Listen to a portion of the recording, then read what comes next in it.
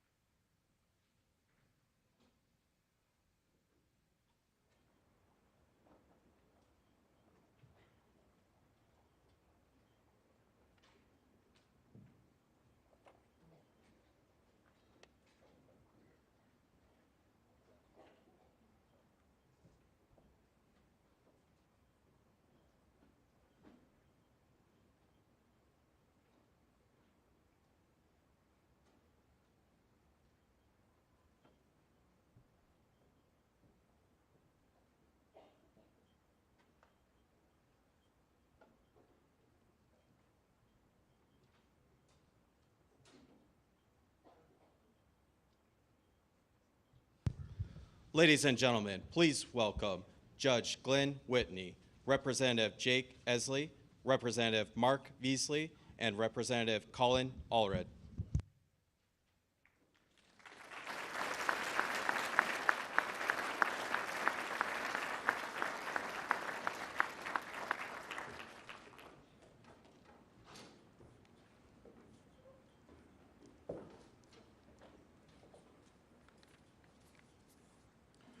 We're excited today to welcome a former Newcastle County Councilman and our president.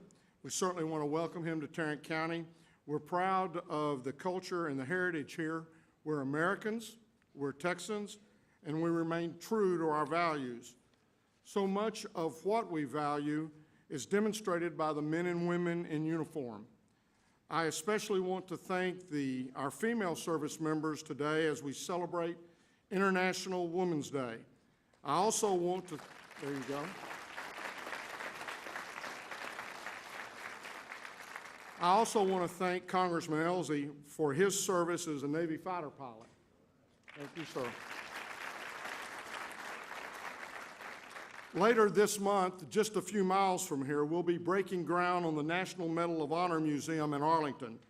We respect and greatly appreciate all of our veterans and everything they've done to maintain our freedoms. And we are praying for those who serve today. As we toured our VA clinic and resource connection, we saw how dedicated we are to making sure our veterans get the health care and the help they need. Through the direct ARPA funding to our counties and other related programs, Tarrant County will continue to provide veterans with much needed additional support, including housing and wraparound services. While we can never fully repay our courageous men and women for their distinguished service, we must do everything we can to honor their sacrifice and help them to continue to lead successful lives. We're doing our part here in Tarrant County. We look forward to working with others who are doing the same. We must unite in being sure that our national veterans are being served. At this time, I would like to welcome to the podium Congressman Mark Vesey.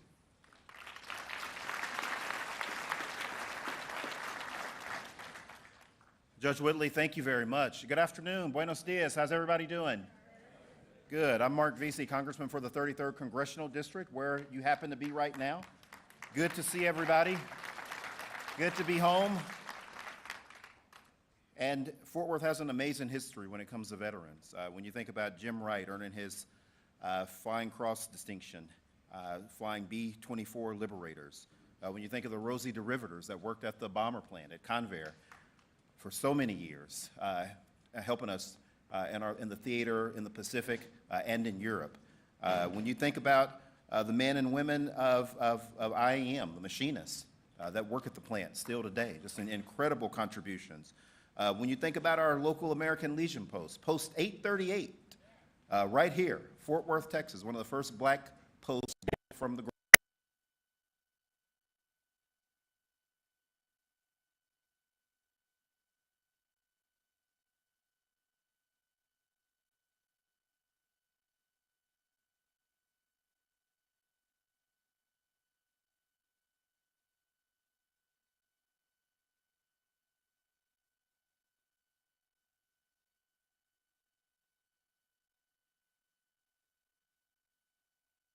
hopelessness. We have veterans here that are dealing with Agent Orange.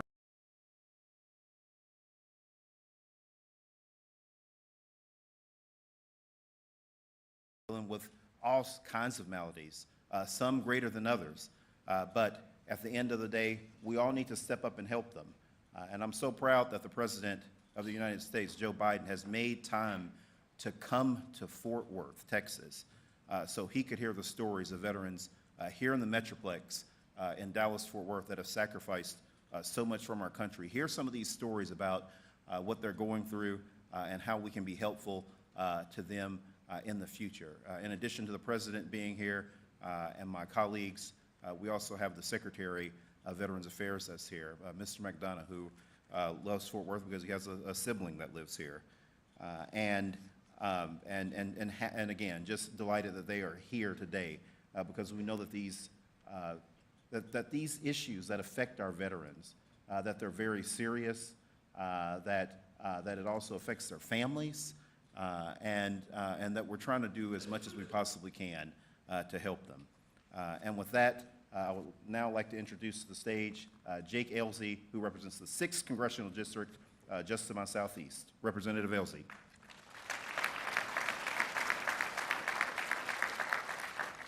Thank you, Mark, and thanks to all of you. I usually don't write any prepared remarks when I'm talking to my brothers and sisters. And the reason for that is I generally don't know how I'm going to feel when I walk in the room.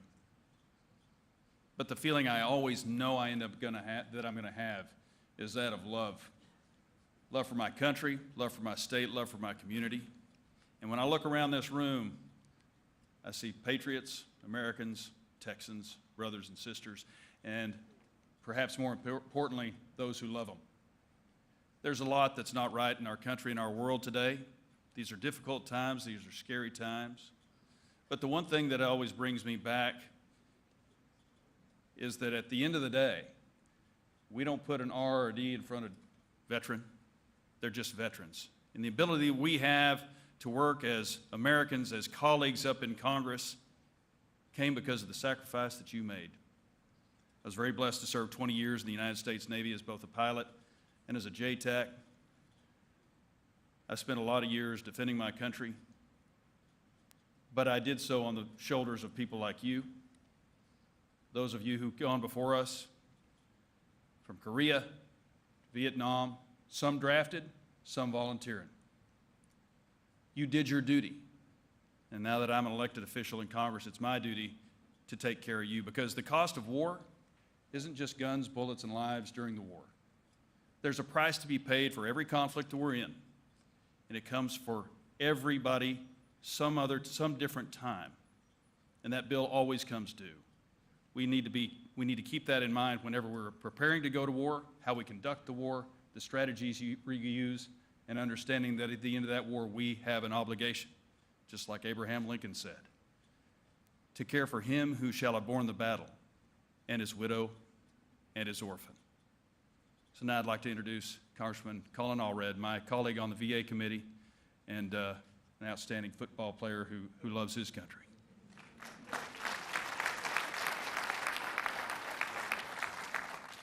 Well, good afternoon. I'm happy to be in North Texas, even if it's not in my hometown of Dallas. I know, I got to be careful there. As Jake said, I'm Congressman Colin Allred. I'm proud to represent the 32nd District of Texas. And as a member of the Veterans Affairs Committee, I am so honored to welcome President Joe Biden to North Texas. Some of the work that I am most proud of in my work in Congress has been on the issues impacting our veterans and their families. And that work has been consistently, as Jake was saying, bipartisan. I was thrilled when I learned that veterans would be the focus of President Biden's unity agenda, which he discussed at the State of the Union recently. We have to keep our promise to those who served. And here in North Texas, we do have a track record of getting things done for our veterans by coming together and working together. In 2020, I led the effort and worked with the North Texas VA, Baylor Scott and White, to have a recently shuttered hospital in Garland donated to the VA. The first project of its kind, services at the Garland VA now serve veterans across our region, and I hope that this can become a model for other communities across the country. And last year, the President signed my legislation to build a new spinal cord injury center at the North Texas VA and authorize other critical projects at facilities across the country. One veteran said that the Dallas facility would be a godsend for himself and other veterans managing these critical injuries. And I know this work is personal for President Biden. It's why his unity agenda will build on the progress we've made here in North Texas for our veterans. I, not too long ago, traveled to Afghanistan and Kuwait to meet with our troops and service members deployed abroad and saw firsthand that there's a lot more that we have to do to get them the benefits that they've earned, including those who have been exposed to toxic chemicals and burn pits. The House has passed a bill to fix this, and the Senate should pick it up, pass it, and send it to the President's desk as soon as possible. President Biden knows personally how important it is that we have our veterans back, and investing in our VA facilities not only would do right for our veterans, but it also creates good jobs in our communities. I look forward to doing just that and working with y'all and keeping our promise to our veterans with this president who believes so much in us keeping our promise to them. Thank you so much.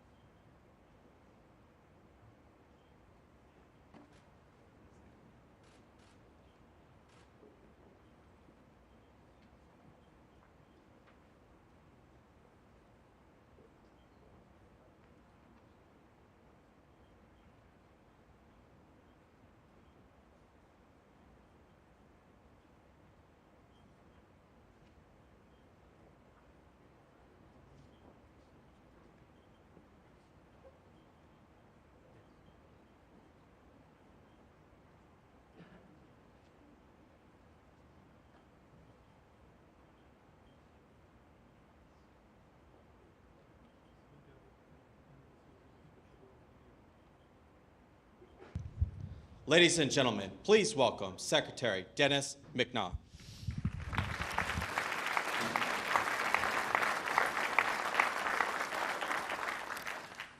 Hello, everybody. It's an honor to be here with you all, and of course, with President Biden.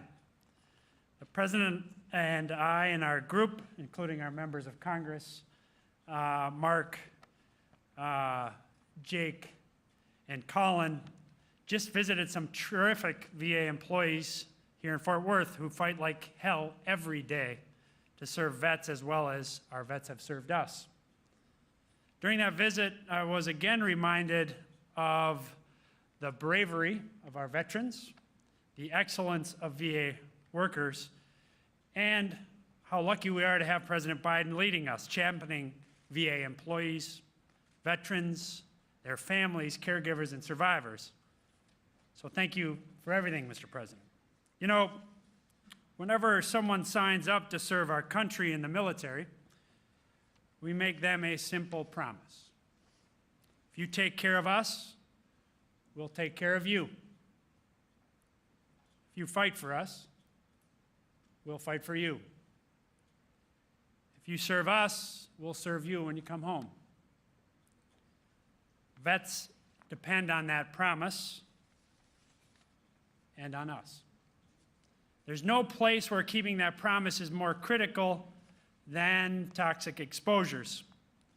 While veterans fought for us overseas, many of them were breathing in toxic fumes and particulate matter. Later, some of those vets developed conditions that followed them home, that impacted or took their lives long after the final bullets of war were fired. It's our job to provide those vets with benefits and care for those conditions. But for far too long, those vets haven't gotten what they deserve.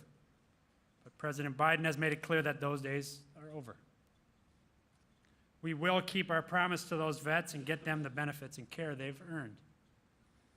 To that end, we've already established presumptives of service connection for sinusitis, rhinitis, and asthma. We've announced our intent to propose a new rule that would add presumptive service connection for 9 rare respiratory cancers. And we're fundamentally changing, improving, and expediting how these presumptions are established moving forward. This progress makes President Biden the first president to proactively address particulate exposure for the vets who have fought our wars for more than 30 years now. And more importantly, it means that more than 12,500 vets are finally getting the benefits they're owed, with many more to come. This is just the beginning. With President Biden leading the way, we'll stop at nothing to get these vets timely access to the benefits and care they deserve, because they've waited far too long, and they shouldn't wait a moment longer. Now I'd like to hand it over to Councilwoman Elizabeth Beck. The Councilwoman is an Army vet, an Iraq War combat vet, representative of Fort Worth's 9th District, and her constituent, who happens to be my brother and his wife, attest to what you already know, which is that Councilwoman Beck is an incredible leader and public servant. Councilwoman, over to you.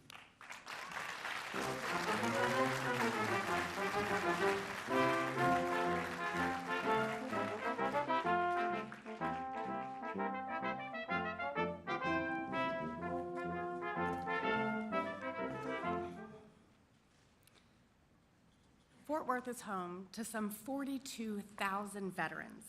And as a community, we strive every day to make sure we honor the sacrifices they've made. Just last year, we broke ground on the Tuskegee Airmen Texas State Veterans Home, a 100,000 square foot facility named after some of the finest heroes our nation has ever known. Thank you.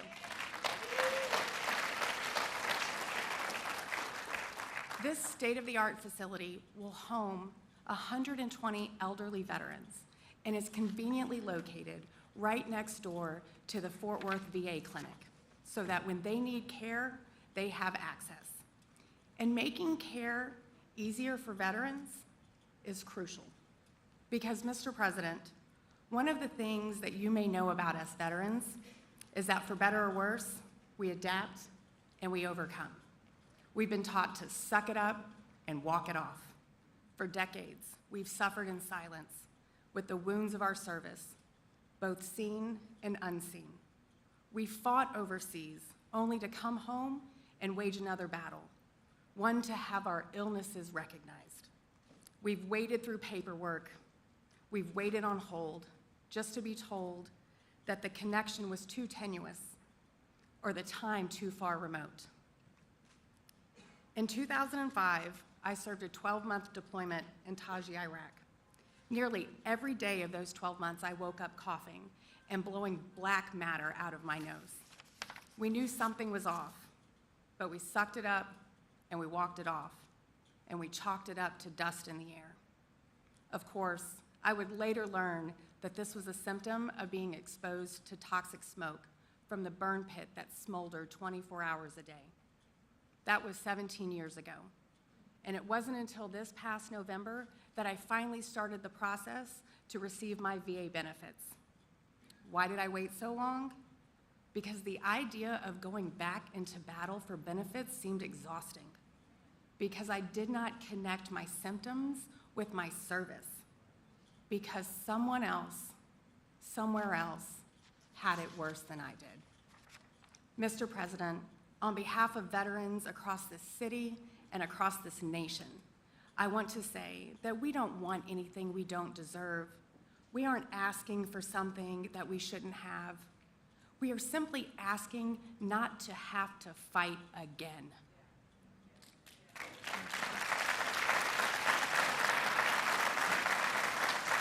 Mr. President, thank you for fighting for us. Thank you for ensuring that veterans have the support they need to fully address the consequences of war. Thank you for taking the bold step to recognize the effects of environmental exposure associated with wartime. And thank you for removing the red tape to access the care and benefits we've earned. Ladies and gentlemen, it is my privilege and my honor to welcome to Fort Worth, Texas, the 46th President of the United States, Joe Biden.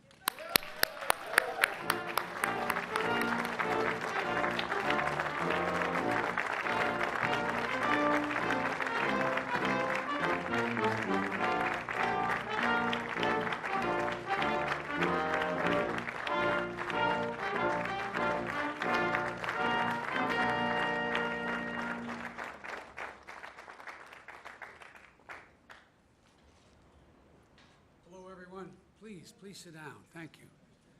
I don't know who's coming. I want to thank you, Councilwoman Beck. You know, look, what I said to her on the way out, the thing that bothers me the most when veterans aren't looked out for because of what we owe them is every single solitary veteran deserves to be treated with dignity. They shouldn't have to ask for a damn thing. It shouldn't be, can you help me? It's, I've got a problem, and we should say, how can we help? And so I thank you for your service. I thank you for all of you who are here for your service. And I hope that hearing you will inspire more veterans to do exactly what you're doing. Sign up for the benefits and support you have earned. What I found with my son, what I found with my friends, I found with the generation in Vietnam, there's this notion that you shouldn't ask for anything. You're military. You don't ask for anything. You just serve. You should be asking. You should be letting us know. You should let us know what is bothering you, what is the problem, because we owe it to you. It's great to be here in Fort Worth at the Resource Connection, and I'm able to spend time with Mayor Parker earlier very briefly. I want to thank her for the passport into town, and I also want to thank Judge Whitley and all the city and council members, city council and county council members as well here today. I want to thank you.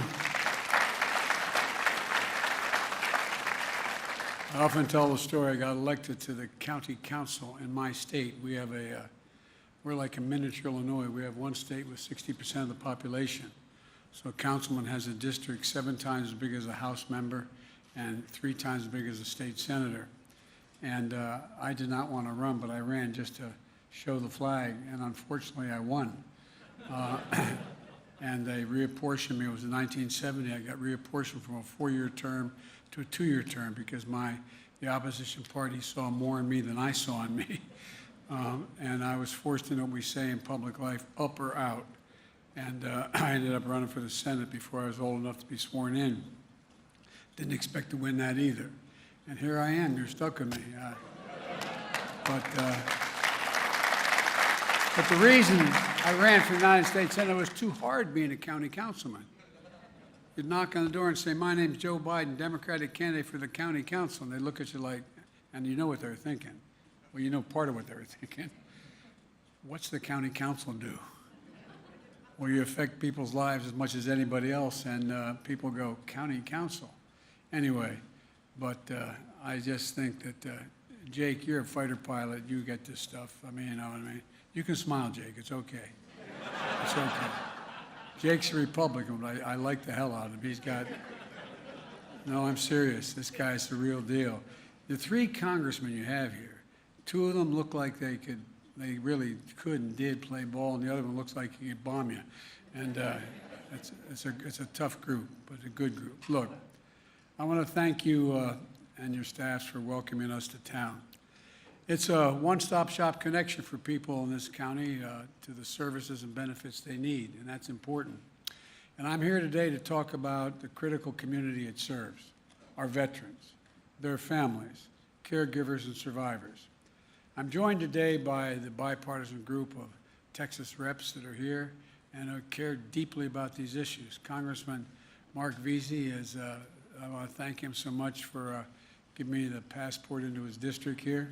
And I want to let them know how proud I am to sign into law the bill to create a national monument to Medal of Honor winners and recipients and the values they represented. It was a very important thing you did. And Congressman Colin Allred, I want to thank you for your work in the Veterans Affairs Committee and the House of Representatives, particularly your leadership dealing with veterans' mental health issues. And Congressman Jake Ellzey, a member of the House Veterans Committee, a veteran himself, served 20 years in the United States Navy, multiple combat tours as well. Congressman, thank you all for being here and for allowing me to be with you and continuing to serve our country. You know, I've often said, and I mean it sincerely from the bottom of my heart, veterans are the backbone, the spine, the sinew of who we are in this country. 1% of you these days, 1% of you serves all the rest of us.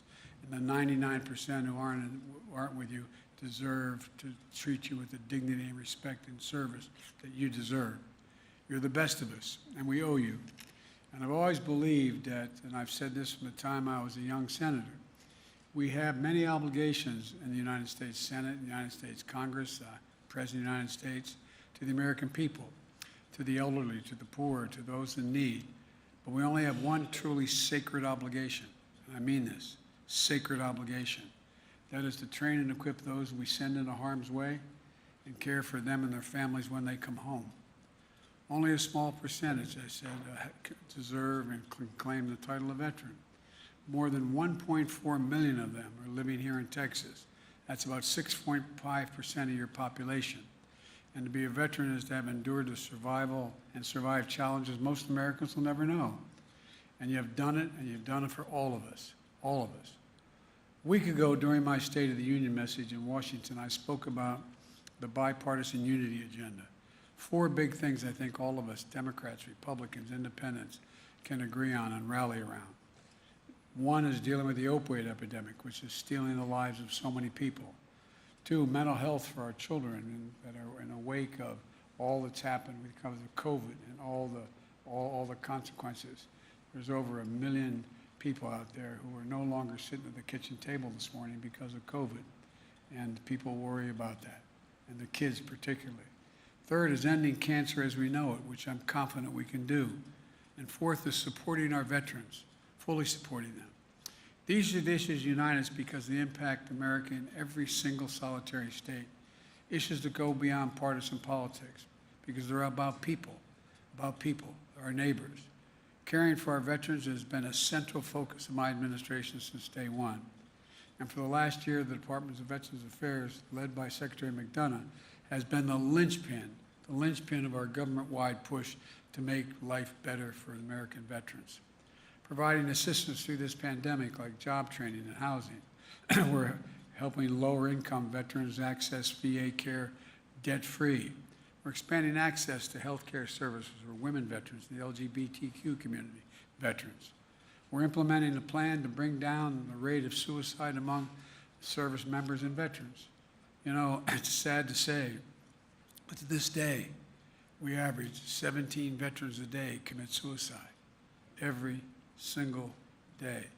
More than get killed in combat. Every single day. It's an absolute tragedy that demands not only a whole of government approach, but a whole of country working together to deal with this issue. Texas is one of those states participating in the governor's and mayor's challenge to take on this crisis. And as I announced in my State of the Union message, we're focusing on meeting the specific care and needs for all our veterans who suffer because of their service, for all our veterans. We learned a horrible lesson after Vietnam. It was the harmful effects of Agent Orange, which were dropped upon so many thousands of veterans, and the years it took to manifest illnesses in veterans. Because then the veteran had to prove that whatever his problem was directly a consequence of Agent Orange. Well, we passed a law that I was proud to be a co-sponsor of a long time ago, saying that if you had Agent Orange drop upon you, it was presumed that the illness you had was the consequence of that. And how we're even slower to connect the dots of what's happening to those too many Vietnam veterans living in a lurch, unable to access the care they needed. It was only in the past year that we added bladder cancer and conditions of underactive thyroid and Parkinson's, a list of conditions tied to Agent Orange exposure, as science told us more. Decades after the exposure took place, it took far too long to reach that decision, in my view. And I refuse to repeat the mistake when it comes to veterans of our Iraq and Afghan wars. Not only did they face the dangers in the battlefield, but they were breathing toxic smoke and burn pits where they were based. I was in and out of Afghanistan and Iraq 23 times. I spent a fair amount of time there as the United States Senator and as Vice President. The burn pits that incinerate wastes of war, medical and hazardous materials, jet fuel, and so much more, just dug in big pits not far from the hooches, not far from where our veterans were sleeping. When our troops came home, the fittest among them, the greatest fighting force in the history of the world, too many of them were not the same. Headaches, dizziness, numbness, cancer. And we don't know yet enough about the connection between burn pits and each of these diseases so many of our veterans are now facing. But I'm committed. I'm committed that America make the commitment to find out everything we can. I'm committed to the families like Danielle Robinson, the widow of Sergeant First Class Heath Robinson, who joined my wife Jill in the First Lady's box of the State of the Union. Sergeant Robinson was born a soldier, Army National Guard, combat medic in Kosovo and Iraq, stationed at the same bases and around the same exact time as my son, Major Bo Biden, United States Army. In Baghdad, Sergeant Robinson was stationed yards from burn pits the size of football fields. And back home in Ohio, Danielle and their little girl waited for him to come home, to coach the soccer team, to build Legos. But when he finally came home, cancer likely caused prolonged exposure to the burn pits, ravaged his lungs and his body. A soldier who could bench press 315 pounds, squat 400 pounds, run 2 miles in 12 minutes, would be bent over in a bathroom gasping for air. Danielle, working full-time, turned to become a 24/7 caregiver, scared to leave him alone for even a minute. He was just 39 years old when she held his hand as he took his last breath. But Danielle said he never stopped fighting, and neither did she. She kept fighting for his memory, in his memory, for our veterans and their families are going through the same thing today. Families like hers, like so many of yours, you're the reason why we're doing everything we can We've increased funding for VA research to study the health effects of toxic exposure in the military. We're speeding up the process to identify and address adverse impacts of military-related environmental exposure. We're following the science in every case, but we're also not going to force veterans to suffer in limbo for decades if the science is even if it's evenly divided. When the evidence doesn't give a clear answer one way or another, the decision we should favor is caring for our veterans while we continue to learn more, not waiting, not waiting. So I directed the VA to move quickly to review more of the cancers and provide determinations on whether or not they're presumed to be service-connected within 90 days. And by the way, you saw what happened when at 9/11 when the buildings went down in New York. You saw the thousands of firefighters who, in fact, were because of the toxic smoke they inhaled. Finally, because some of the people in the media and in entertainment insisted that they be compensated for. Well, when diseases are so rare that there isn't enough evidence, we'll examine other factors as well.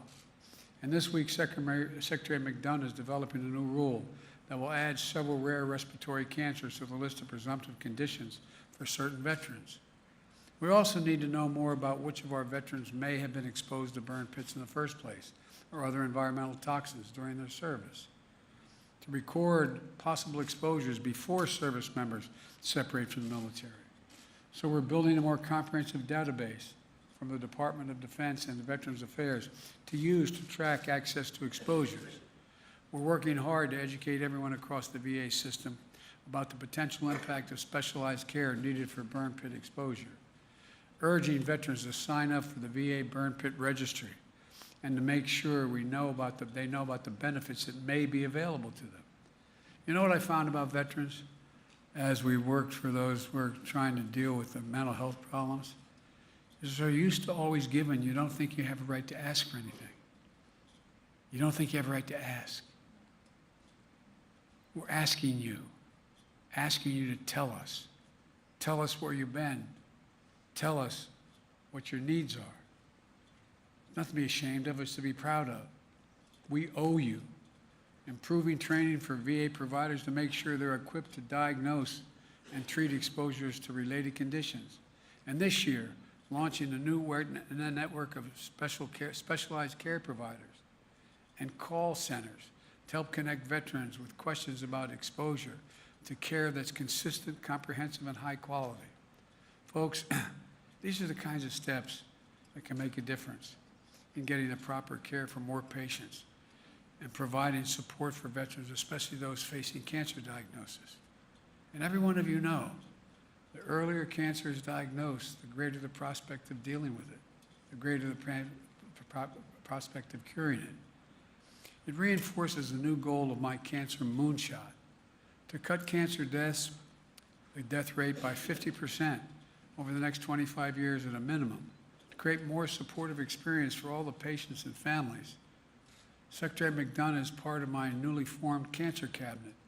The Department of Veterans Affairs is an essential part of our whole of government initiative because we're going to invest billions of dollars solving this problem to turn cancers from death sentence into treatable diseases. These are all the things my administration is moving on. We're not waiting. We're not waiting. But some of the most important next steps need congressional action. Both the United States House of Representatives and the Senate have bills in motion that would extend eligibility period for VA care for burn pit-related health impacts from 5 years after leaving the military to a minimum of 10 years. That would open enrollment to all veterans who served in Iraq and Afghanistan. And in February, the Senate passed their bill to do just that, unanimously, Democrat and Republican. And the House bill that passed just last week would do even more, expanding health care, mandating research, reforming the process of determining presumptions, and adding more conditions to the list of presumptive care.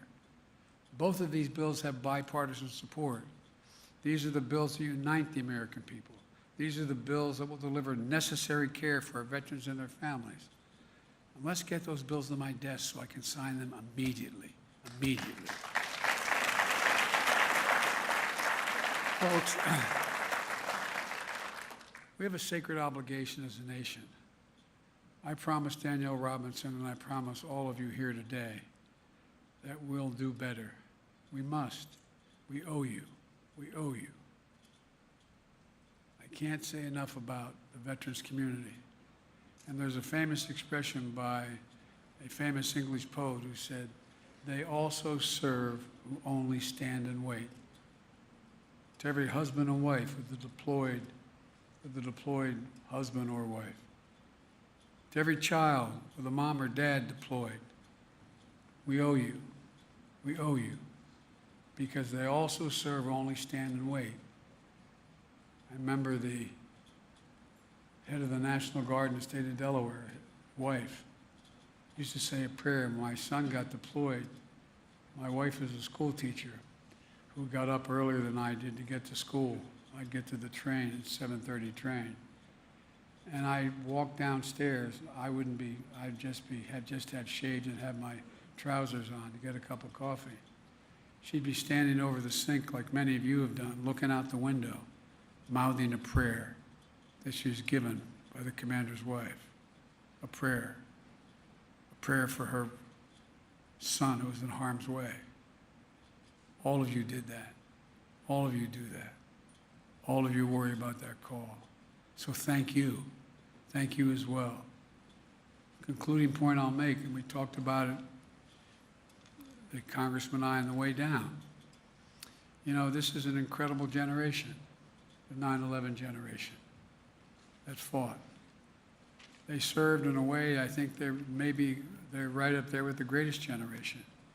Because they not only got deployed once, but sometimes twice, 3, 4 times into harm's way. They come home and go back. And after knowing that they cleaned off the blood of the seat of that up-armored Humvee that they were in where they lost somebody. And they'd have to saddle up and go back out again. An enormous generation, an incredible generation. I was telling the guys on the way down, I remember flying into Iraq one of those times, and I went into the cockpit, and there were, I believe, 6 members, 5 men and 1 woman. And I asked the question of all of them, I said, how many is this your first tour of duty? Nobody raised their hand. Second tour of duty, nobody. Third tour, 2 of them. Fourth tour, 2 of them. Fifth tour, 1. No other generation has been deployed, redeployed, and redeployed, and redeployed. That takes nothing away from the World War I and World War II and Vietnam generations. But it's one thing to serve and come home and then go back and go back and go back. So we owe you. We owe you all, every veteran in here and every family member of veteran. May God bless you all, and may God protect our troops. Thank you for all you do.